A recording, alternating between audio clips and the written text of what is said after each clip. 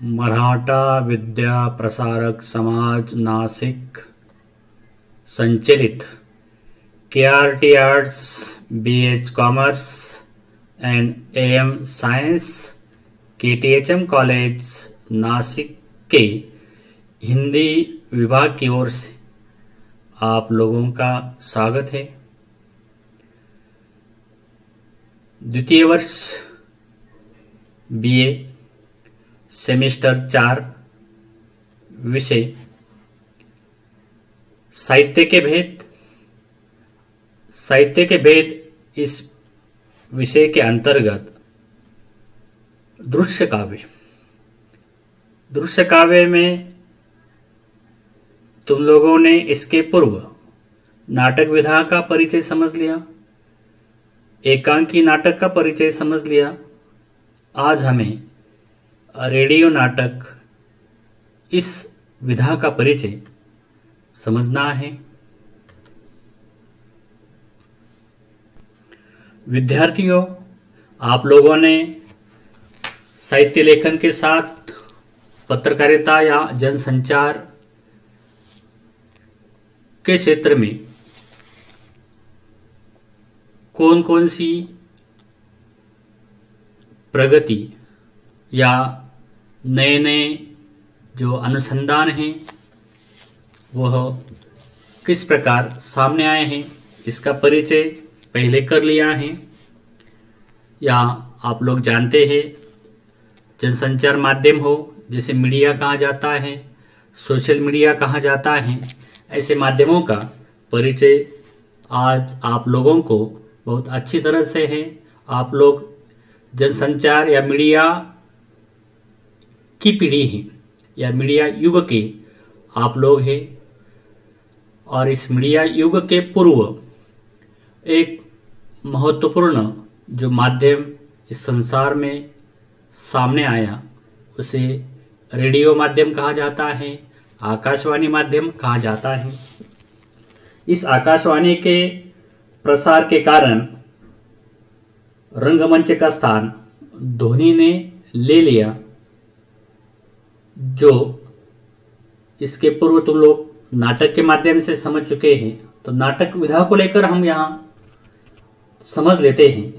तो नाटक पहले रंगमंच पर खेला जाता था, लेकिन आकाशवाणी के आविर्भाव ने यहाँ जो क्रांति कर दी और रंगमंच का स्थान ध्वनि ने ले लिया, ध्वनि और संगीत ने लिया, और रेडियो के माध्यम से श्रव्य नाटकों का प्रसारण होने लगा। श्रव्य होने के कारण पात्रों की आंगिक चेष्टाओं की अपेक्षा ध्वनि और भाषा ही नाटक की प्रभावशीलता के मानक बन गए।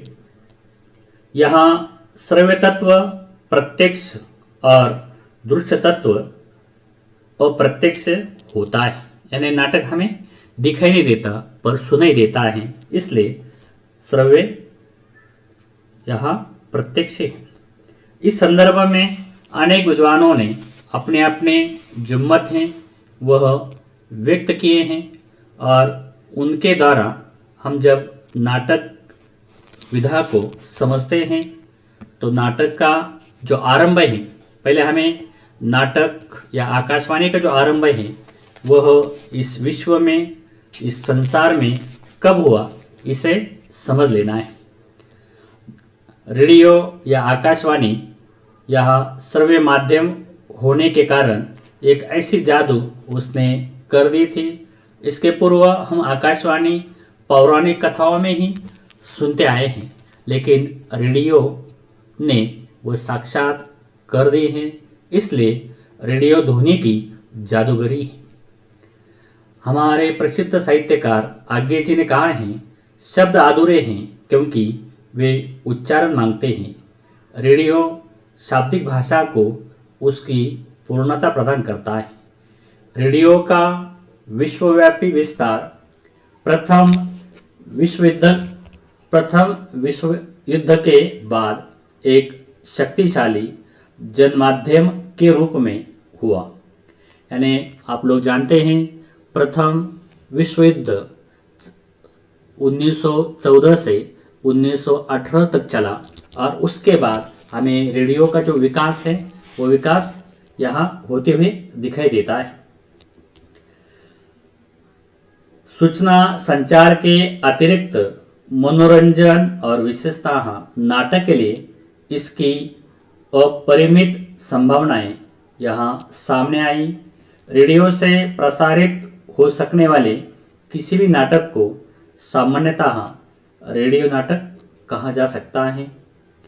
रेडियो नाटक की विकास यात्रा फिल्मों की तरह रंग नाटकों के प्रसारण के साथ जुड़ी हुई है।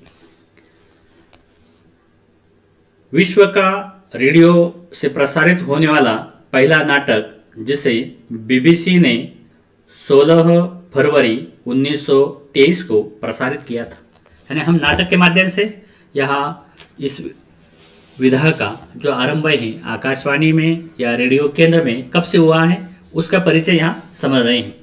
रेडियो यह जो माध्यम है इसका आरंभ यहाँ कब हुआ वो विषय यहाँ महत्वपूर्ण नहीं है। हमें रेडियो नाटक इस विधा के माध्यम से ही इस विषय को आगे बढ़ाना है। इसलिए नाटक के रूप में जो प्रसारण है वह बीबीसी के द्वारा यहाँ 16 फरवरी 1923 को पहली बार हुआ। वह जूलियस सीजर का यह प्रसारण था। भारत में रेडियो का प्रसारण यहाँ लॉर्ड इरविन द्वारा मुंबई में 23 जुलाई 1927 को हुआ, परंतु हिंदी में रेडियो से नाटकों के प्रसारण का प्रारंभ दिल्ली केंद्र से 1936 को यहाँ दिखाई देता है। आप लोग यहाँ देख सकते हैं कि हमने यह क्रम से उनका जो आरंभ है या दिया है। उदय शंकर भट्ट ने हिंदी में जो नाटक प्रसारित किया था, कुछ लोग कहते हैं कि उन्होंने बंगला नाटक का अनुवाद किया था, लेकिन आचार्य चतुर्सेन शास्त्री उनके राधा कृष्ण नाटक को मौलिक नाटक मानते हैं। उनका जो प्रथम नाटक है राधा कृष्ण, तो उस नाटक को मौलिक नाटक मानते हैं। इस तरह यह नाटक विधा का जो आरंभ है वो नाटक विधा का आरंभ हमें आकाशवाणी के द्वारा, रेडियो केंद्र के द्वारा सबसे पहले यहाँ दिखाई देता है। तो इस नाटक विधा का यानी रेडियो नाटक विधा का जो विकास है वह नाट्य शिल्प में व्यापक परिवर्तन के साथ हुआ है। इसमें स्वगत कथन, संगीत, समझौता एवं मनोवैज्ञानिकता का प्रभाव दिखाई देता है। हिंदी में रेडियो नाटकों का विस्तार आकाशवाणी के प्रसार के साथ तीव्रता से हुआ और अभी तक रेडियो रूपक, स्वगत नाट्य, फैंटेसी, संगीत रूपक जैसे अनेक प्रयोग नाटककारों ने यहाँ किए हैं, कर रहे हैं, जिससे हिंदी नाटकों को अत्यधिक लोकप्रियता मिली है। आप लोग हर इतवार को आकाशवाणी से नाटक यहाँ प्रसारित होते हैं, उन्हें यहाँ सुनते होंगे। इस तरह नाटक विधा को, रेडियो नाटक विधा को समृद्ध करने का कार्य इस माध्यम के जरिए यहाँ हो रहा है। हमें नाटक, रेडियो नाटक को लेकर जो अनेक विद्वानों ने परिभाषाएं दी हैं, उन परिभाषाओं को यह समझना है। सबसे पहले परिभाषा श्री कृष्ण कुमार ने यहाँ दी है कि it completely radiogenic play is rarer. We have broadcast few plays which were written specially for the medium। अर्थात रेडियो नाटक सीमित समय के अंदर ही अभिनेताओं के द्वारा सीमित उपकरणों के माध्यम से प्रसारित किया जाता है। इस तरह यहाँ रेडियो नाटक के संदर्भ में कृष्ण कुमार जी ने यहाँ परिभाषित करने का प्रयास किया है या उसे व्याख्यायित करने का कार्य किया है। उसके बाद दूसरे विद्वान हमारे सामने आते हैं, डॉक्टर सिद्धनाथ कुमार। उन्होंने रेडियो नाटक को इस प्रकार व्याख्यायित किया है, वह कहते हैं अदृश्य अंधकार ही इसका रंगमंच है। दर्शक नाटक को देख नहीं सकता, केवल सुन ही सकता है। यह प्रत्यक्षता के बंधन से मुक्ति का नाटक है, इसका क्षेत्र सीमाहीन है। तो इस तरह यहाँ सिद्धनाथ कुमार कहते हैं कि एक अंधकार, यानी इसका रंगमंच अंधकार है, यह हमें सिर्फ सुनाई देता है, लेकिन हमारे आँखों के सामने यहाँ जो बिंब तैयार होता है वो बिंब एक रंगमंच है। दर्शक इस नाटक को देख नहीं सकता, सुन सकता है, और ऐसा रंगमंच का जो बिंब है वो उपस्थित करता है। ये प्रत्यक्षता के बंधन से मुक्ति का नाटक है। तो ऐसा नाटक यहाँ कहीं भी हमें प्रसारित हो रहा है, लेकिन वो सुनाई देता है। सुनने वाला जो श्रोता है इस दुनिया में कहीं भी हो, उनकी या सीमा जो है उसकी कोई सीमा नहीं है, उसका कोई अंतर नहीं है। ऐसे किसी भी क्षेत्र में यह जो नाटक है ये सुना जा सकता है। ऐसे नाटक को रेडियो नाटक कहा जाता है। इस प्रकार रेडियो नाटक की घटनाएं बड़ी सहजता से विश्व के किसी एक कोने से किसी दूसरे कोने तक यात्रा कर सकती है। ऐसे यहाँ दुनिया के किसी भी कोने में यह जो नाटक है वो पहुंच सकता है। सिर्फ उसकी जो भाषा है वो उस भाषा को समझने वाले जो श्रोता हैं वो श्रोता वहाँ आवश्यक है। ऐसे नाटक को या ध्वनि नाटक भी कहते हैं। इसलिए डॉक्टर राम कुमार वर्मा ने इसे ध्वनि नाटक कहा है। तो यह नाटक की जो परिभाषाएं हैं, इन परिभाषाओं के माध्यम से आप लोग समझ गए होंगे कि एकांकी शब्द जैसे एक अंक को लेकर हैं, लेकिन रेडियो नाटक यहाँ अनेक घटनाओं को लेकर वो प्रसारित होता है। रेडियो नाटक विस्तार में भी यहाँ होता है, गहराई में भी होता है। इसमें किसी भी प्रकार का दृश्य जैसे स्वर्ग, नरक, कारखाने, ऑफिस, पर्वत, ट्रेन, निर्झर, बरसात आदि का दृश्य बड़ी सुगमता एवं सरलता से प्रस्तुत किया जाता है।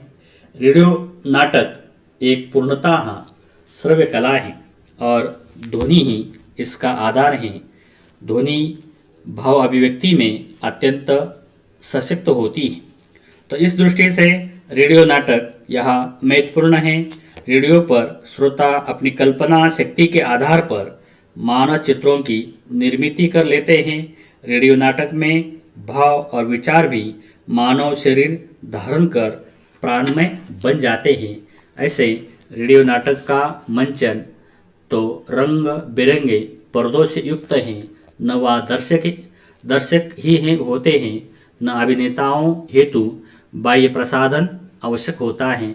इस तरह यहाँ इस संदर्भ में हरिचंद्र खन्ना कहते हैं, घटना प्रधान नाटक की अपेक्षा विचार प्रधान या वातावरण प्रधान नाटक ही रेडियो के लिए अधिक उपयुक्त है, अधिक सफल और प्रभाव उत्पादक होता है।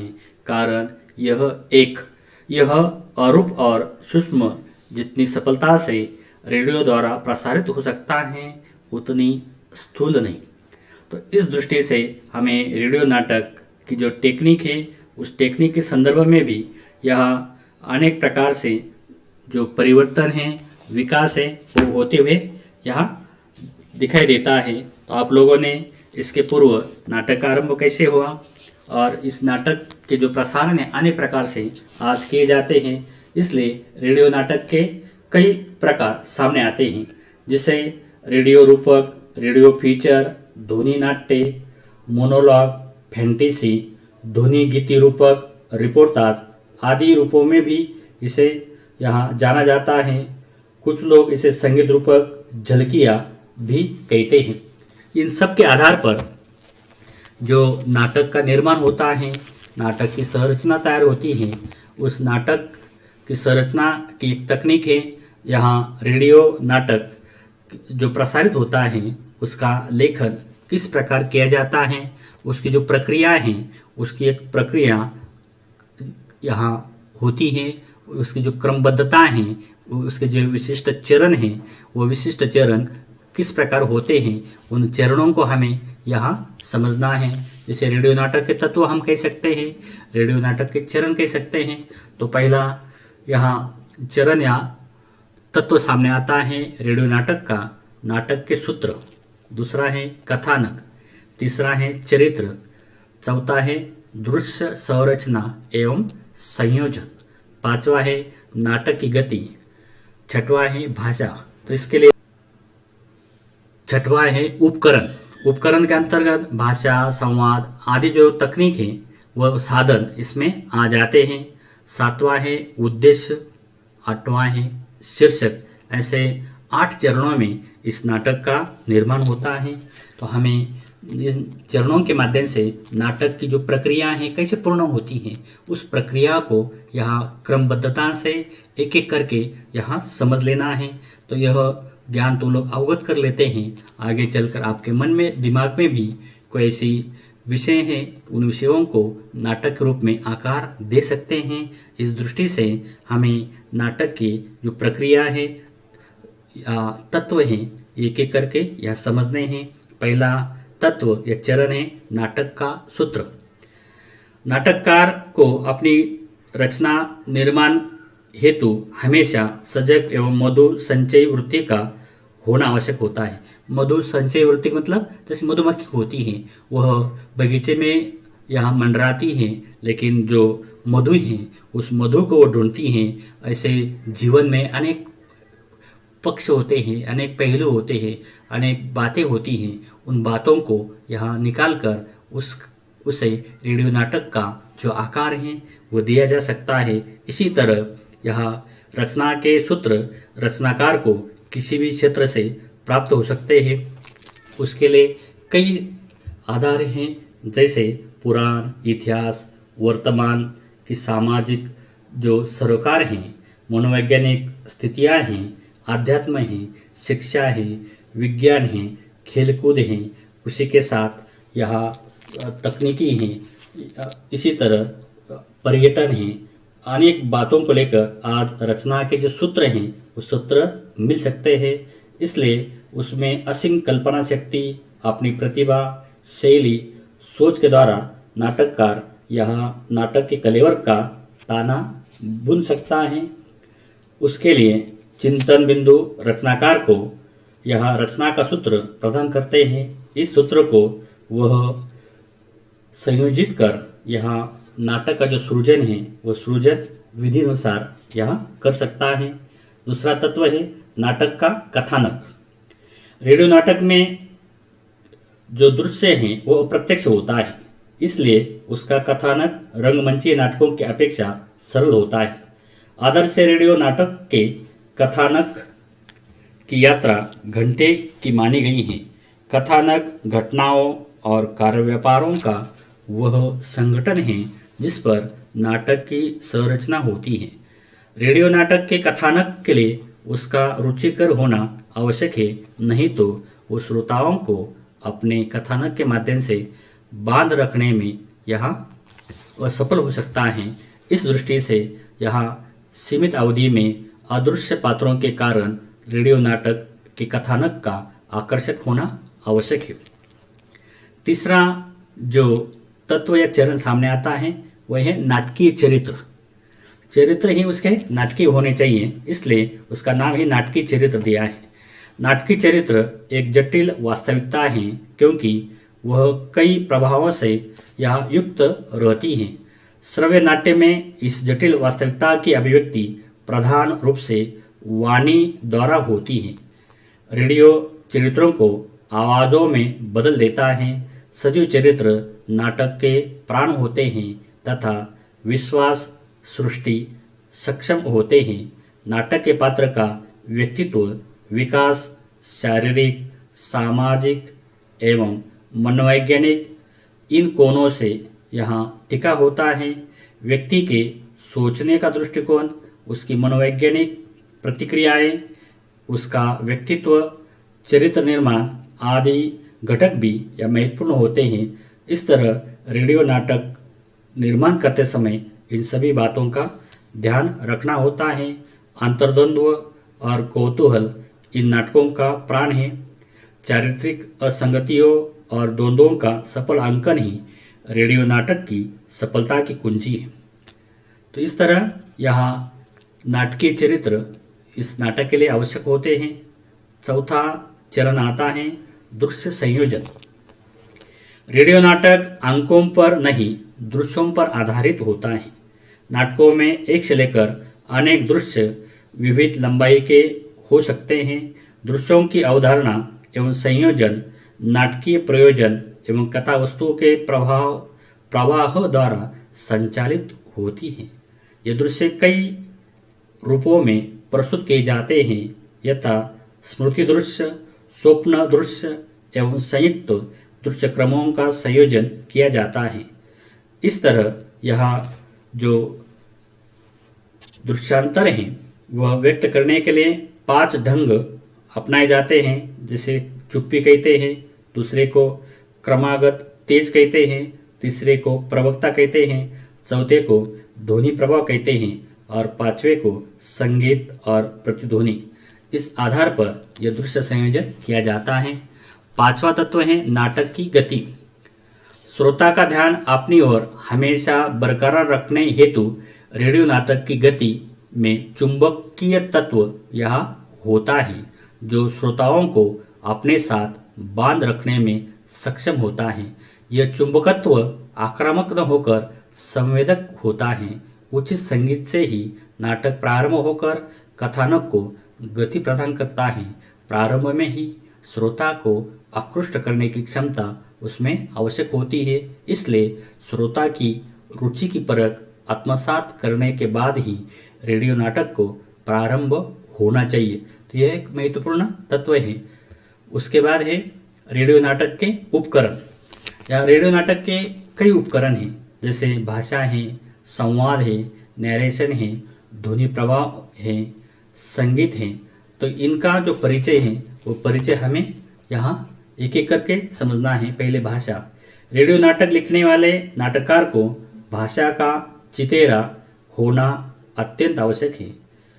किसी पात्र द्वारा कैसी भाषा, कैसे वाक्यों का प्रयोग किया जाए, इस बात का नाटक लेखक को हमेशा ध्यान रखना अपेक्षित है। इसलिए भाषा ही नाटक का प्राण है। रेडियो नाटक का भवन शब्दों पर ही खड़ा होता है। शब्दों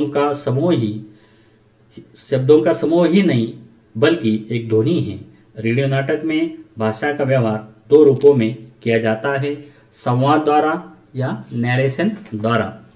इसलिए संवाद या डायलॉग जो है रेडियो नाटकों में बड़ी सतर्कता और विलक्षण प्रतिभा आवश्यक होती है।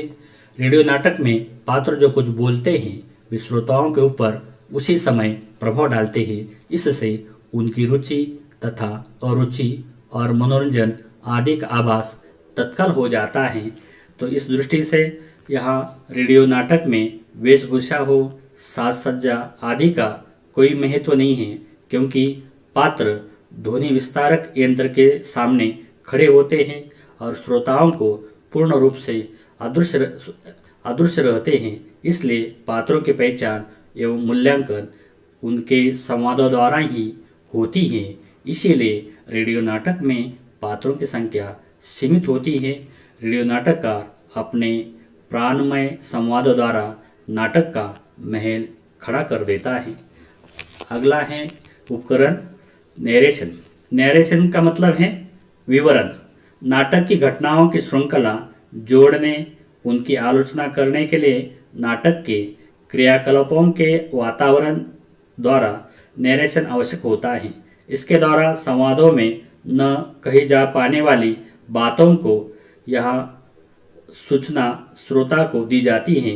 नरेशन हेतु प्रयुक्त पात्र रेडियो नाटक में कई संज्ञाओं को पाते हैं, जैसे सूत्रधार, प्रवक्ता, उद्घोषक, स्त्री स्वर, पुरुष स्वर। ये नैरेटर भी 2 प्रकार के होते हैं। नाटकीय क्रियाकलापों के तटस्थ दृष्टा 2 वे जो नाटक के स्वयं पात्र होते हैं, इन्हें पात्र नैरेटर कहा जाता है। इसके बाद है ध्वनि प्रभाव एवं अंतराल संगीत। रेडियो नाटक में ध्वनि महत्वपूर्ण उपकरण है। इसके द्वारा सूचना और विवरण का कार्य निष्पादित होता है। वातावरण निर्मिति हेतु ध्वनि प्रभाव का तथा अंतराल संगीत का रेडियो नाटक में बहुमूल्य यहाँ स्थान होता है। रेडियो नाटक में यह वातावरण निर्माण अद्वितीय है। हवाई आक्रमण, बिजली की कड़क, पानी के बौछार, नववधु की सगाई और विदाई, रेल चलने की आवाज़, प्लेटफॉर्म की भीड़भाड़, फेरी वालों की शोरगुल, कुली की आवाज़, श्रमिकों द्वारा खदानों की खुदाई, पत्थर तोड़ने का कार्य आदि जो आवाज़ है वह संगीत के शब्द और वाद्य यंत्रों की गुंजार, गायक गायिका के श्रम को सोना कर देने की कला में यहाँ साउंड रिकॉर्डिंग बहुत ही महत्वपूर्ण कड़ी है। ध्वनि संपादक विभिन्न वाद्य यंत्रों व कलाकारों की वाणी को उसी समय सुंदर ढंग से यहाँ प्रस्तुत करता है। तो यहाँ ध्वनियाँ, शब्द ध्वनि, वाद्य ध्वनि एवं प्रभाव ध्वनि महत्वपूर्ण होती है। तो इस तरह संगीत रेडियो नाटकों की रीढ़ है, यानी संगीत रेडियो नाटकों को क्या है, नाटकों की क्या है, रीढ़ है। नाटकों के लिए संगीत आवश्यक है, उसके बिना रेडियो नाटक खड़ा नहीं हो सकता। उसके बाद सातवां तत्व है उद्देश्य। मनोरंजन और कला संचार के दो अति सशक्त इलेक्ट्रॉनिक माध्यम हैं, रेडियो और टेलीविजन। ये आप लोग जानते हैं। इन दोनों से अपने अपने ढंग से लोक रंजन, शिक्षा और कभी कभी यहाँ विचार मंथन होता है और इसी तरह नाटकों का प्रयोग भी किया जाता है। इसी कारण आधुनिक काल में रेडियो नाटक का उद्भव हुआ है। जन माध्यम की दृष्टि से इन सशक्त माध्यमों ने रंगकर्म को पीछे धकेल दिया और रंगकर्म अपनी अस्तित्व रक्षा हेतु इन इलेक्ट्रॉनिक मीडियम से यहाँ जो सामना है वो सामना करने की कोशिश कर रहा है। अंधे रंगमंच ने रेडियो नाटक के रूप में बड़ी तेजी से जो गति है वो गति प्राप्त कर ली है। इसलिए रेडियो नाटक या रेडियो माध्यम से दूर दूर तक श्रोताओं के घरों के भीतर वह नाटक के रूप में पहुंच चुका है। प्रथम विश्व युद्ध के बाद रेडियो जन माध्यम के रूप में यहाँ विश्वव्यापी हुआ है। ऐसे नाटक के माध्यम से आज लोगों को जागरूक करने का कार्य होता है, उनका मनोरंजन करने का कार्य होता है और इसलिए यहाँ इसका ये तत्व उद्देश्य महत्वपूर्ण है। आठवां तत्व है शीर्षक। शीर्षक रचना का प्रवेश द्वार होता है। किसी भी रचना को पढ़ने या सुनने की जिज्ञासा उसके शीर्षक को देखकर या सुनकर ही यहाँ होती है। इसलिए शीर्षक स्वयं में श्रोताओं में विषय के प्रति रुचि और आकर्षण जागृत करने की क्षमता से युक्त होना आवश्यक है। साथ ही सहज उच्चारण, योग्य एवं नवीनता का बोध कराने योग्य होना भी उसकी प्राथमिकता है। इस दृष्टि से आज जो आधुनिक प्रौद्योगिकी ने जो कुछ हैं असंभव को संभव कर दिया है, इसलिए रेडियो स्टूडियो में कोई भी दर्शक नहीं होता है, लेकिन यहाँ आज सूचना प्रौद्योगिकी विकास ने आज अनेक बातें यहाँ संभव कर दी हैं। इसलिए रेडियो नाटक हो, अन्य प्रसारण हो, वो प्रसारण बड़े नई तकनीक से आज प्रसारित होते हैं। इस दृष्टि से हम देखते हैं कि अनेक समर्थ जो रेडियो नाटककार हैं वह इस विधा को और सफल बनाने का प्रयास कर रहे हैं और रेडियो नाटक विधा का इस विधा का जो भविष्य है और उज्जवल बनाने का जो कार्य है वो कार्य आज यहाँ अनेक लोगों द्वारा यहाँ जारी है। इस दृष्टि से आप लोग जानते हैं कि रेडियो नाटक ये जो विधा है, इस रेडियो नाटक विधा का जो विकास है उस विकास में जैसे तुम लोगों ने इसके पूर्व अनेक लोगों के जो नाम हैं वो नाम सुने हैं, उन नामों के साथ यहाँ अनेक ऐसे नाटककार हैं जैसे डॉक्टर रामकुमार वर्मा हैं। ऐसे अनेक हिंदी में नाटककार हैं, उन्होंने इस विधा को समृद्ध किया है और इस विधा को समृद्ध कर आज जो नए नाटककार हैं उन्हें प्रेरणा देने का भी प्रयास उन्होंने किया है और उन्हीं की प्रेरणा से आज नए नए नाटककार सामने आए हैं। इस तरह रेडियो नाटक विधा आज भी अपनी प्रगति पथ पर यहाँ आगे बढ़ रही है। इन चरणों के माध्यम से तुम लोग रेडियो नाटक विधा को यहाँ अच्छी तरह से समझ गए।